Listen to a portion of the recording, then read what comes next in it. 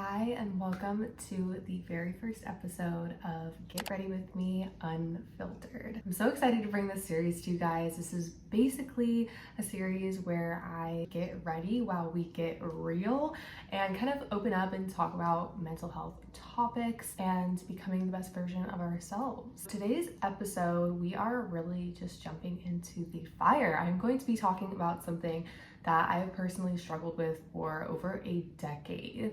Dermatillomania, also known as excoriation disorder, or more simply put, skin picking disorder. We're gonna get a little bit into my story, what it is, and some helpful tips and resources that you can use if you also struggle with this.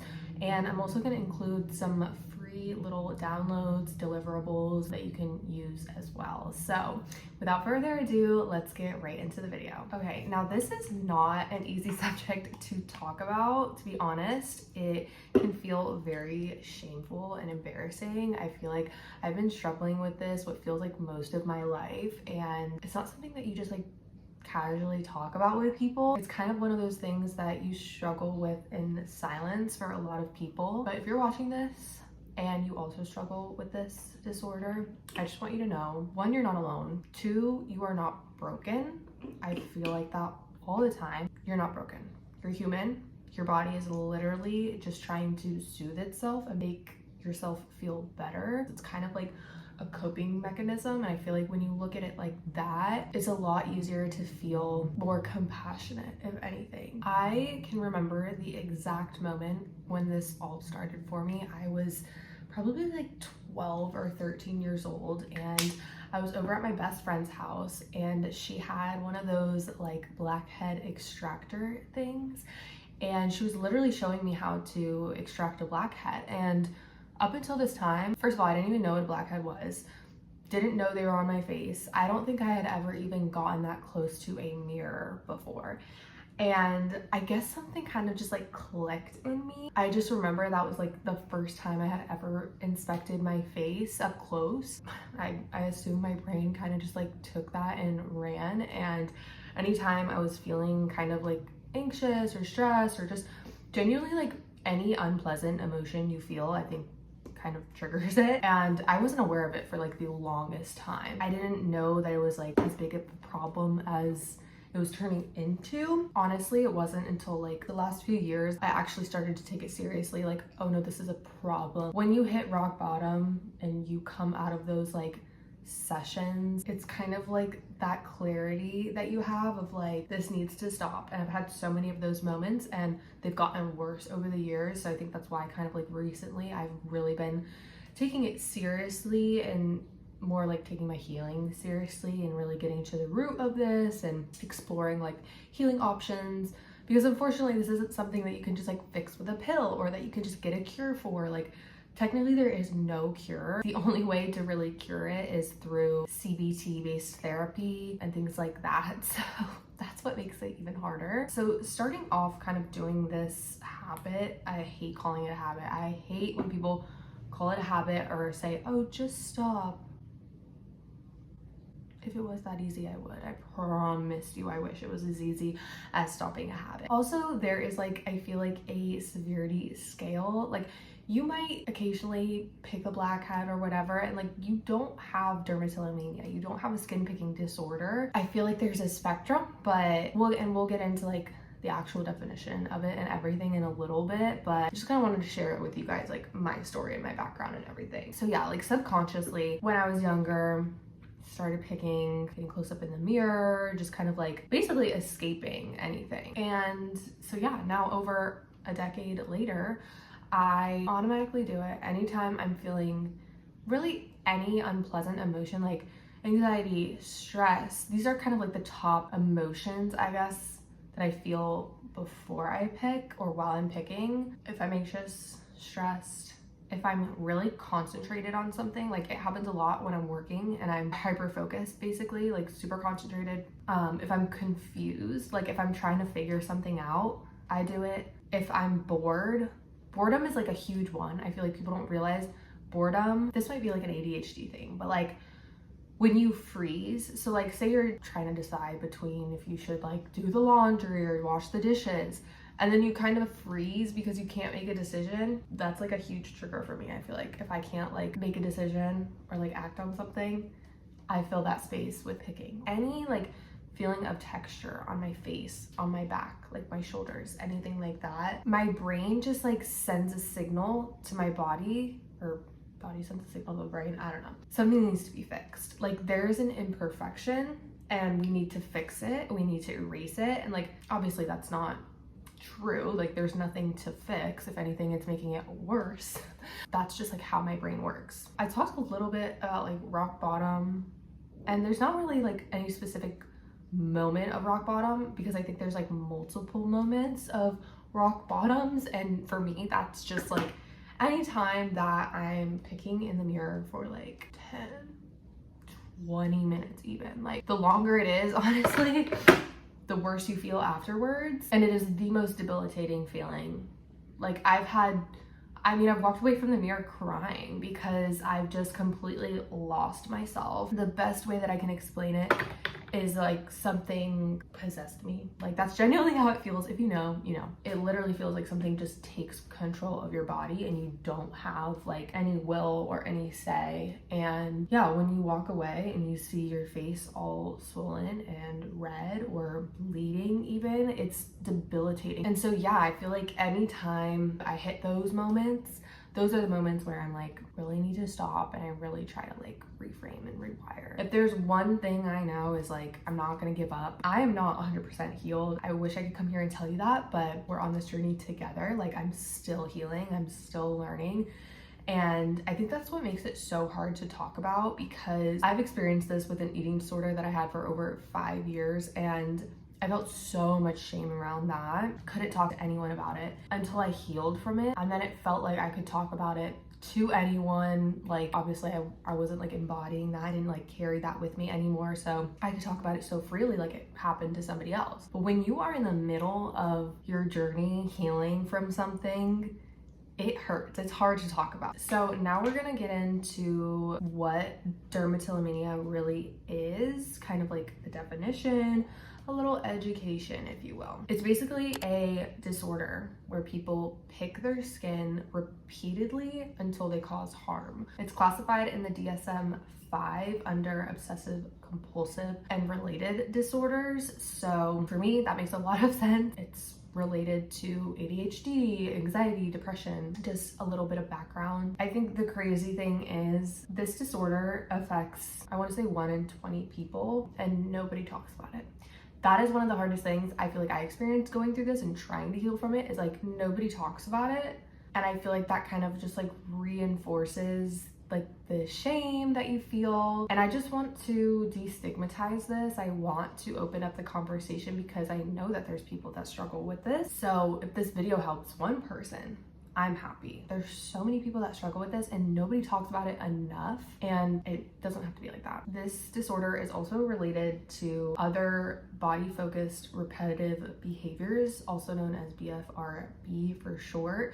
So this includes hair pulling, nail biting, chewing your cheeks. They're not just habits. Most of the time they're linked to anxiety, perfectionism, trauma, or sensory triggers. I think what's so tricky, and part of the reason I really didn't realize what was happening so young, is because in the moment it's very soothing. Like in the moment it feels like a release, it feels good. That's why you keep doing it, obviously. And like I mentioned earlier, it's literally your body and your brain trying to soothe itself. So it's kind of like a coping mechanism or a way to self-soothe and essentially escape like whatever you're feeling. Unfortunately, unlike most mental health conditions, this one actually shows up on your face and on your body. It's visible, so you physically see the aftermath. Having a physical and emotional byproduct is what contributes to that debilitating feeling. Okay, so I wanted to talk about what has helped me so far, because even though I'm still struggling, I'm still in recovery, I still slip up, there are a few things that have really helped and really worked for me. And I feel like if you just go online offline and, you know, do kind of like basic research. There's a lot of books that I'm gonna recommend at the end, but I feel like there's a lot of general things that people will recommend, and some of them just don't work for the average person. And I feel like everybody is in a different place mentally and in their recovery journey. I thought I would kind of just share what's worked for me, like kind of like the easiest things to approach instead of like meditating every day. Obviously that's great. I'm sure that, you know, that definitely will help, and getting more exercise and things like that. But I just wanted to share some more approachable things that maybe you haven't thought of yet that could really help. The first one I wanted to talk about is having boundaries with the mirrors around your house,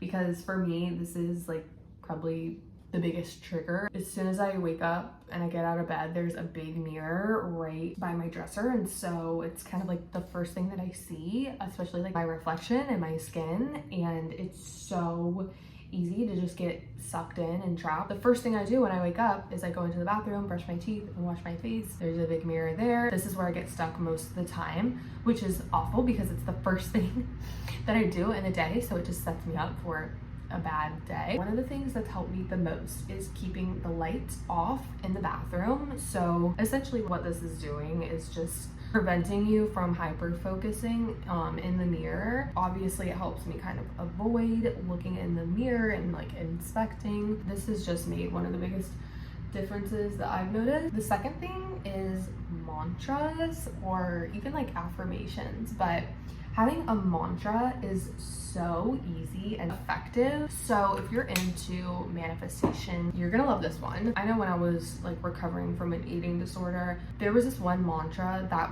really clicked for me and became honestly like the baseline for redirecting negative thoughts and just like coming back to reality and like aligning with recovery and healing. For me, that was my weight does not determine my worth.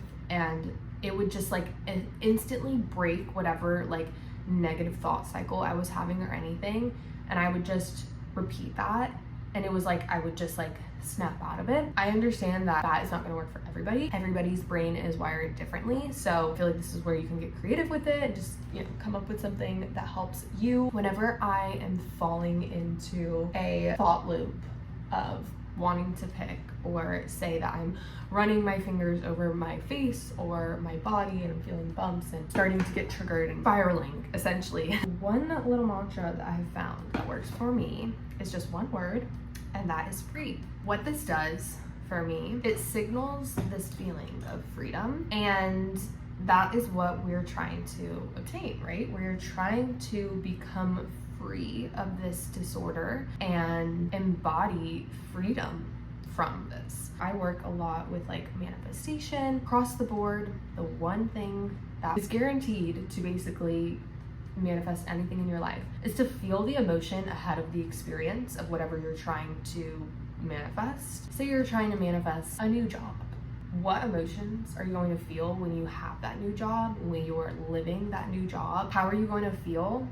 Grateful, joyful, in love with life. Whatever it is, feeling those emotions ahead of the experience is going to draw that experience towards you. I could talk about this a lot. I won't get too much into it, but for me, that's freedom. How am I going to feel when this disorder no longer controls me? And I'm no longer living as a person with a skin picking disorder. Just the word free kind of signals to me that feeling or that vision of the future that I have, and that really helps. It could be anything, like it could be any word or phrase. Also, something that's very interesting to me, which I just figured out, I was looking at this spectrum basically of all these different like emotions and their frequencies. So like lust and like shame is like at the very bottom, and then the very top is like bliss, and then the second one is freedom.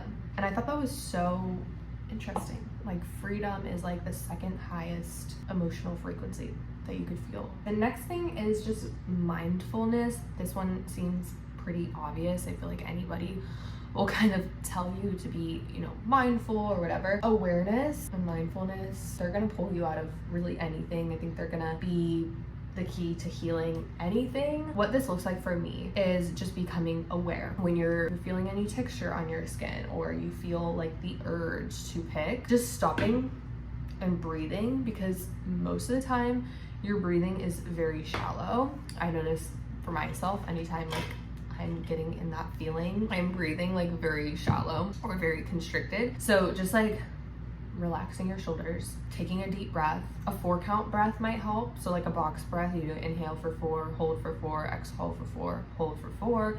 You do inhale for 4, hold for 8, exhale for 8. Any type of breathing method that might work for you. And then just asking yourself what you're feeling right now. The last one that I have is almost like the momentum of healing. If you do get the strength to refrain from picking for a day or even 2 or 3 days, and you start to see that healing, for me, that is like such a big motivator. I feel like we're less likely to pick at clear skin. I was reading this book recently, I feel like it was like Atomic Habits or something, and he was talking about how this one guy who had like a really bad nail biting habit started getting like manicures, and he started taking care of his nails so that they looked like really clean and polished, and he was like basically known for having these really clean nails. Like he would get compliments on everything, and so that made him stop biting his nails. Like he just stopped because he was getting so much attention for having healthy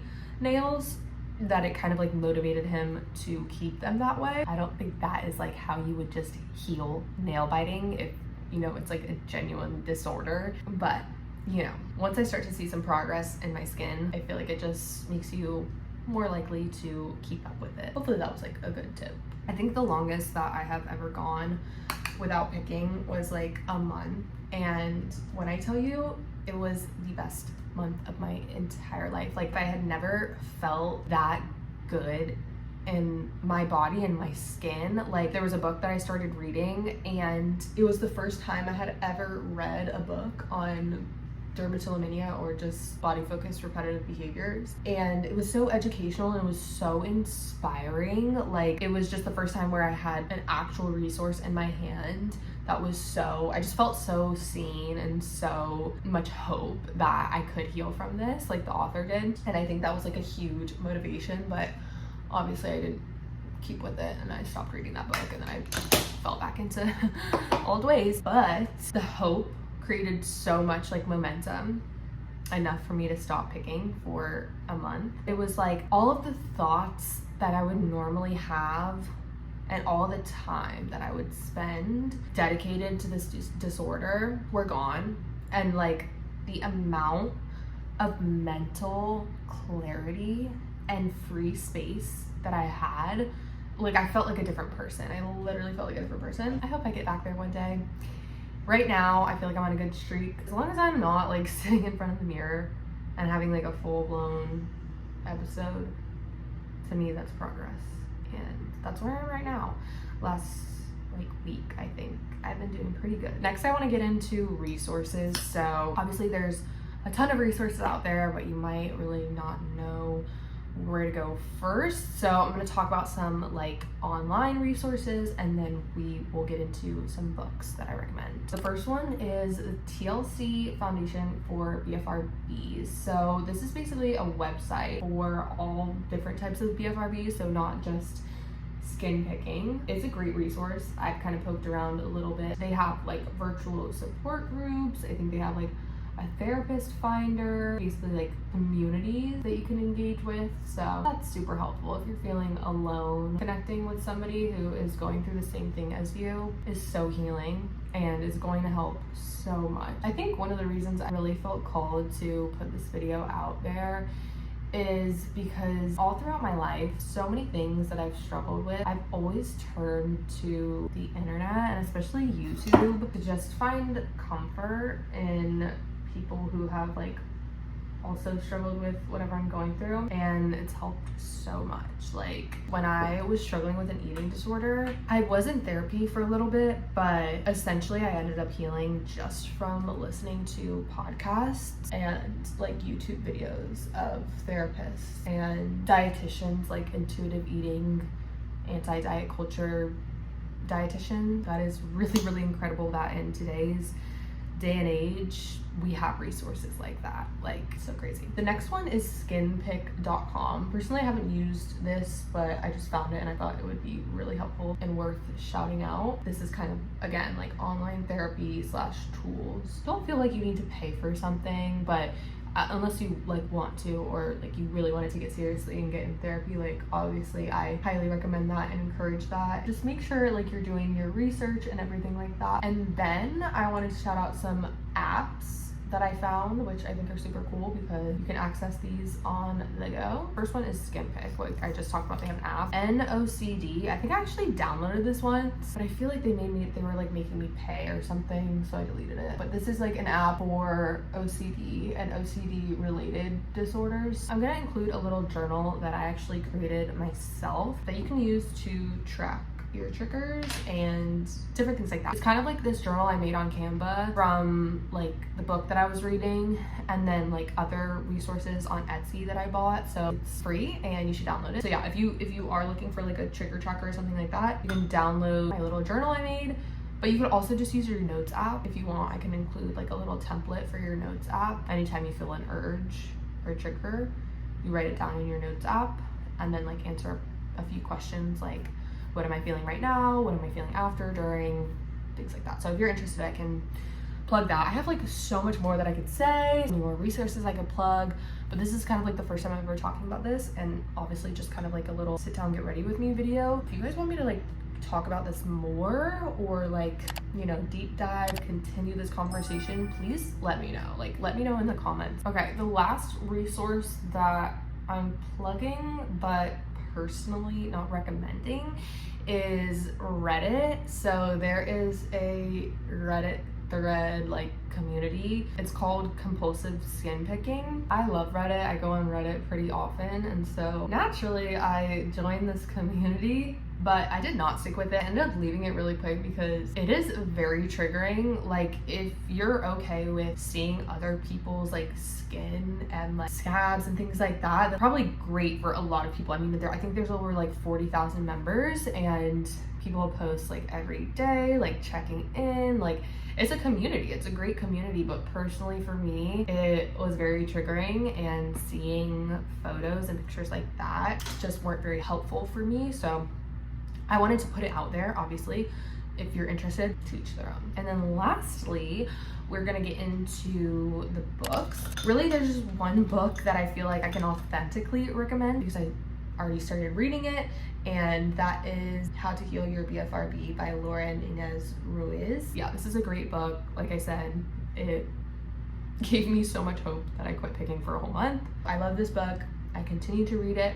I think it's ebook only, so I bought it off Etsy, and you basically download it, and I have it like on my Kindle. And then the other two books I actually just purchased yesterday. I was hoping that I would get them before making this video, but I'll have to kind of like review them and let you guys know if they're good, but they looked pretty good to me. So the second one is Skin Picking: The Freedom to Finally Stop. I love the cover of this. Like, I was just talking about freedom. I was like, oh, this is speaking to me. And then the last one is a recovery workbook. So I'm really interested to see how this one is. It was a little pricey. There's like a ton of books on Amazon, lots of resources on Etsy. People make workbooks and downloadable Canva templates and things like that. So yeah, poke around on there. I love having like a physical resource. I think we are finished with the look. I think we are finished with this conversation for today. If you are struggling, I just want you to know I see you. I know how shameful this can feel and how isolating it can feel. I promise you are not alone. You are not weak. You are not broken. You're not disgusting. You can heal. We are healing together. This isn't something that you should feel ashamed about. I'm opening up this conversation and I'm letting you know that it's okay and it's completely normal. This affects so many people in our world. It's a journey. You're not going to heal overnight. All that matters is that you pick yourself up and you keep going anytime you fall. I have fallen so many times, you guys. It's been probably 13 years of me falling and picking myself back up. Just know that I love you. I'm rooting for you. Thank you guys so much for hanging out with me for my first episode of Get Ready With Me Unfiltered. I'm sending you so much love, so much strength, and so much healing. Let me know in the comments what works for you, if anything stood out to you in this video, and what I should talk about next for my second episode. So thank you guys once again. I love you so much, and I'll see you in the next one. Bye.